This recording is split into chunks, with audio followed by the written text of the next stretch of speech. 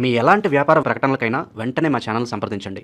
నమస్తే. ప్రస్తుతం మన స్టూడియోలో ప్రముఖ ఆధ్యాత్మికవేత్త వేదిక్ ఆస్ట్రాలజర్ అవినాష్ దాస్ గారు మనతో ఉన్నారు. గురువు గారితో మాట్లాడేద్దాం. నమస్కారం గురుగారు. నమస్కారం.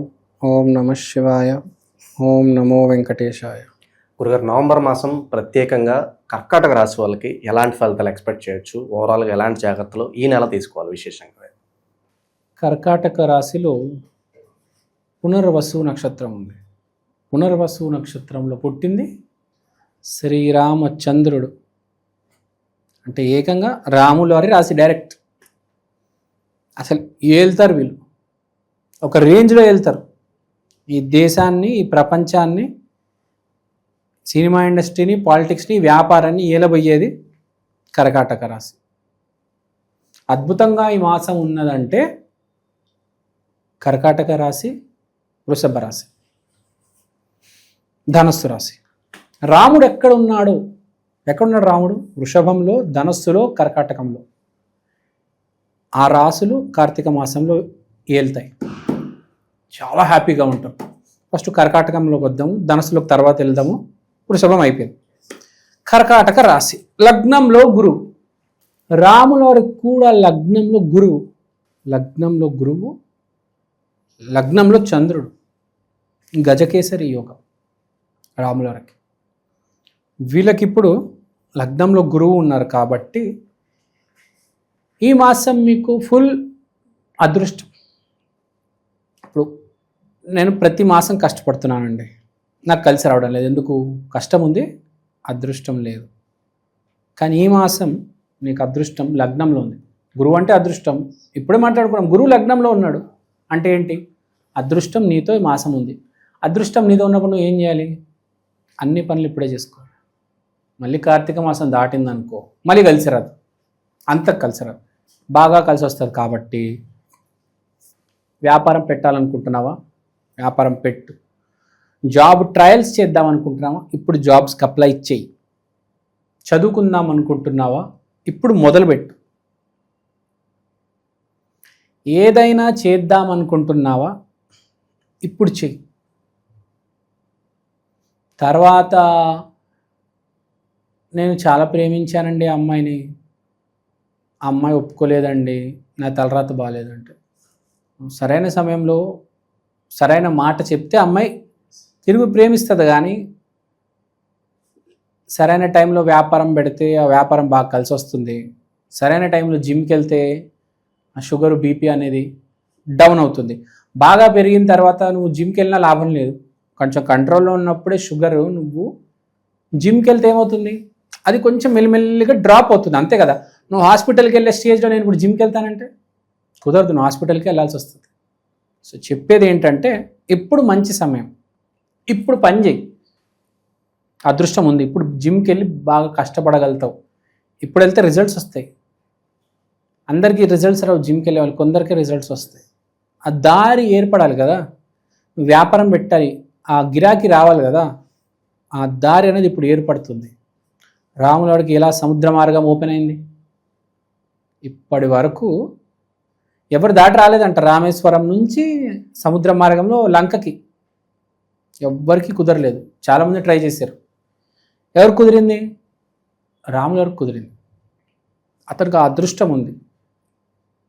సో మీకు మీ తల మీద అదృష్టం ఉన్నప్పుడు మీరు ఏదైనా పని చేస్తే బాగుంటుంది కదా. మంచంలో కూర్చొని దుప్పటేసుకొని రీల్స్ చూస్తే ఏం లాభం లేదు. కనీసం నువ్వు ఆ మంచం మీద నువ్వు రీల్స్ చెయ్యి. ఆ రీల్స్లో నీకు పేరు రావచ్చు. ఏదో ఒకటి చెయ్యి. నీ బెడ్రూమ్ నుంచి కూడా బయటకు వస్తే చాలా మంచి. అసలు బెడ్రూమ్ దాటి కూడా రా, నువ్వు మంచం కూడా దిగానంటే అప్పుడు నా మంచం దాకా అక్కడే ఉండి రీల్స్ చెయ్యి. ఏదో ఒక పని చేయి. ఇప్పుడు ఒక జాబ్కి అప్లై చేయి, లేకపోతే రీల్స్ చేయి, లేకపోతే ఒక ఛానల్ పెట్టు, ఒక వ్యాపారం పెట్టు, పల్లీలు అమ్ము, సమోసాలు అమ్ము, పునుగులు అమ్ము, ఏదో ఒకటి ప్రయత్నం చేయి. కనీసం ఒక బ్లాగ్ అయినా రాయి. ఒక బ్లాగ్ రాసినా నీకు పేరు ప్రఖ్యాతి వస్తుంది. కూర్చొని ల్యాప్టాప్ మీద ఒక బుక్ రాయి. ఒక బుక్ ప్రింట్ చేయాలంటే 70 రూపాయలు అంతే. దాన్ని నువ్వు 200-300 అమ్ముకోవచ్చు. కొన్ని వేల లక్షల పుస్తకాలు కొంటారేమో. ఇవాళ నీకు వచ్చే ఆలోచన రేపు వస్తుందా? రాదు. అదృష్టం నీ తల మీద ఉంది కాబట్టి ఇప్పుడు రాయడం మొదలెట్టు. ఒక పుస్తకం ఏమి చేయనంటున్నావు, జాబ్ చేయనంటున్నావు చేయకు, వ్యాపారం చేయనంటున్నావు చేయకు, నీ రూమ్లోనే ఉంటానంటున్నావు, నీ మంచం మీద ఉంటానంటున్నావు. సరే, ఆ మంచం మీద ల్యాప్టాప్ పెట్టుకుని రాయి, ఒక 100 పేజీల పుస్తకం రాయి. టైం బాగుంది, మంచి ఆలోచన వస్తుంది, రాయి. రాస్తే సేల్స్ అవుతాయి కదా, డబ్బులు వస్తాయి కదా.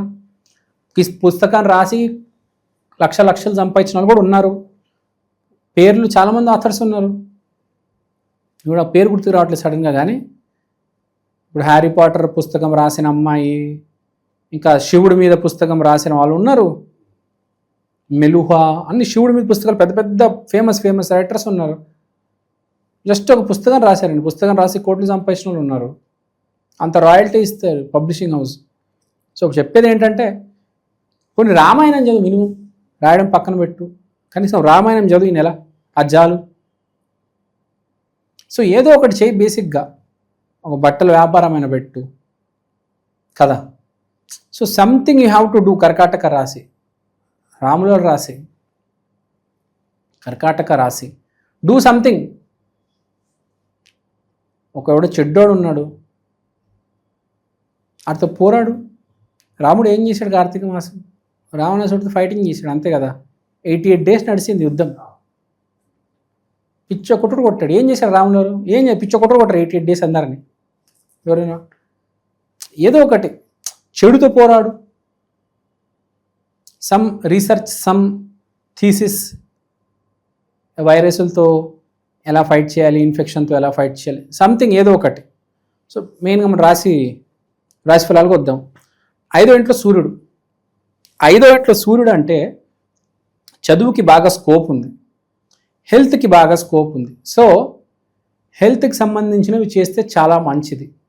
జిమ్కి వెళ్ళడం, యోగా, మెడిటేషన్, వాకింగ్ చేస్తే చాలా మార్పు వస్తుంది. ఎస్పెషల్లీ ఎవరికైతే షుగర్ బీపీ మధ్య చాలామందికి ఉంది. కుర్రోళ్ళకు కూడా 25 ఏళ్ళు 30 ఏళ్ళకి కూడా షుగర్ బీపీ ఉంటుంది. వాళ్ళకు కూడా జిమ్కి వెళ్తే, హెల్త్ ఫిట్నెస్, సూర్య నమస్కారాలు చేస్తే చాలా హెల్ప్ అవుతుంది. సరైన సమయంలో సరైన పని చేయడమే ఒక తెలివైన వాడి లక్షణం.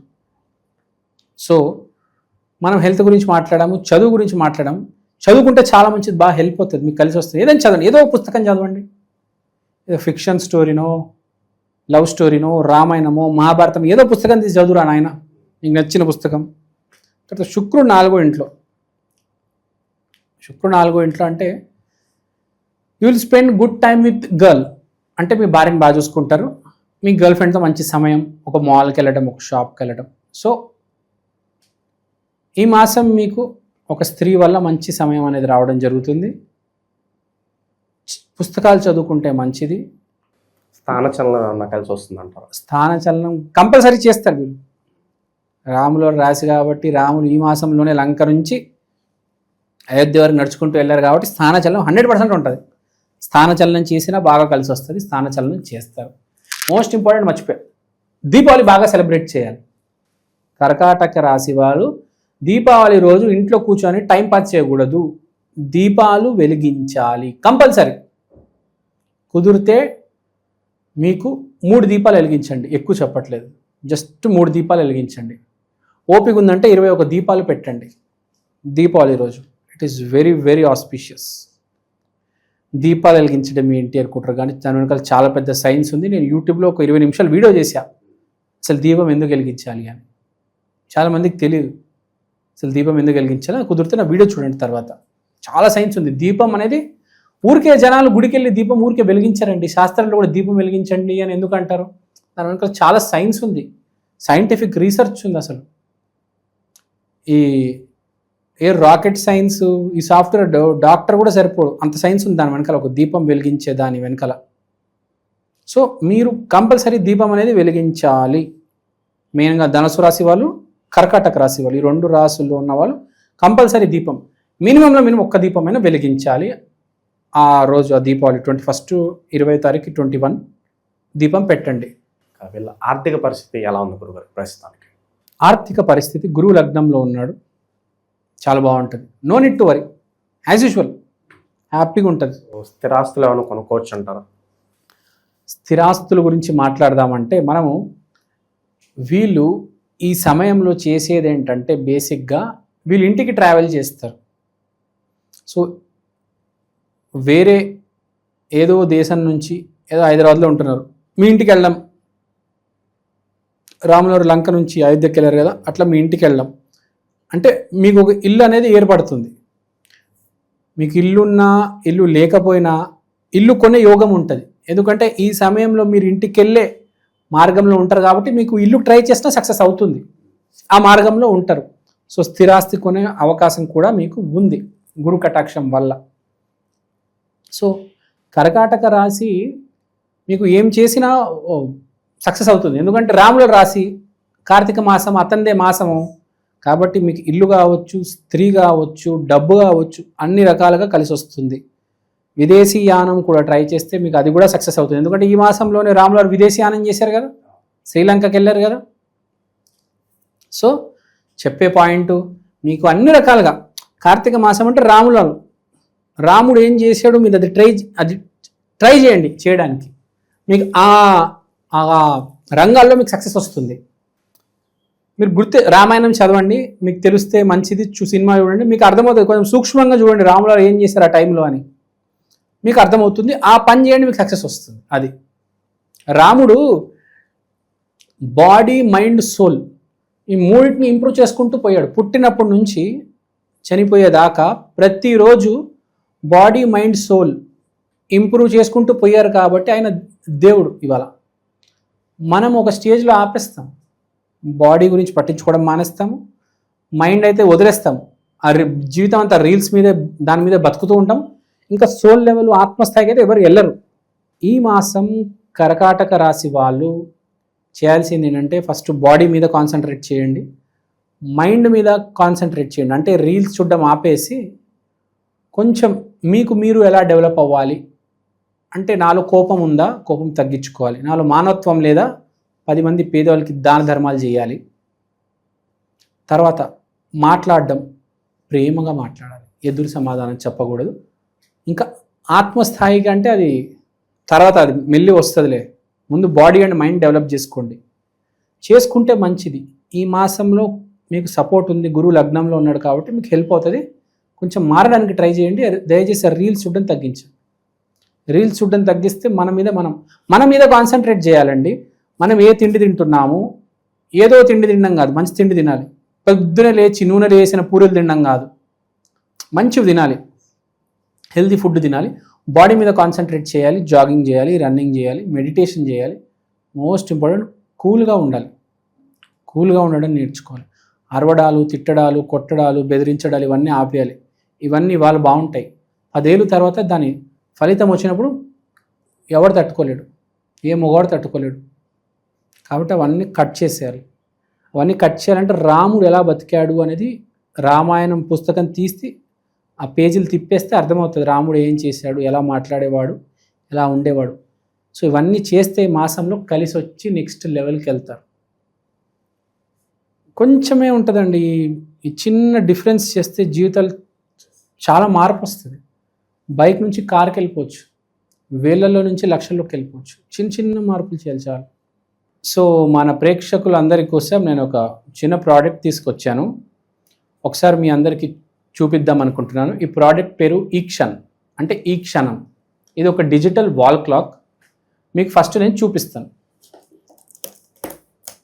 ఇదే అండి ఈక్షన్. ఈ డిజిటల్ వాల్ క్లాక్లో మీరు దేవుడి పటం చూడొచ్చు.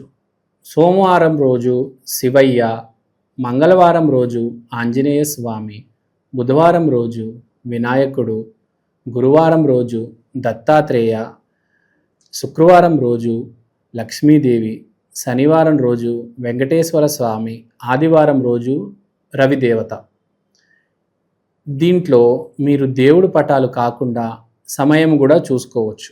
అలానే తిథి, వారం, నక్షత్రం, అమృత ఘడియలు, యమగండం, రాహుకాలం ఇలాంటివన్నీ కూడా చూడొచ్చు. ప్రతిరోజు మీకు దేవుడి పటం అనేది మారడం జరుగుతుంది. అలానే టైం కూడా ప్రతి సెకండ్ చేంజ్ అవుతూ ఉంటుంది. తిథి, వారం, నక్షత్రం ప్రతిదీ చాలా డీటెయిల్గా ఉంటుంది. ఈ ప్రోడక్ట్ మీకు చాలా రీజనబుల్ ప్రైస్కి అవైలబుల్ ఉంది. మీకు ఈ ప్రోడక్ట్ కొనాలని ఇంట్రెస్ట్ ఉంటే కింద నా నంబర్కి వాట్సాప్ చేయండి. ఈ ప్రోడక్ట్ మీరు అమెజాన్లో కూడా కొనవచ్చు.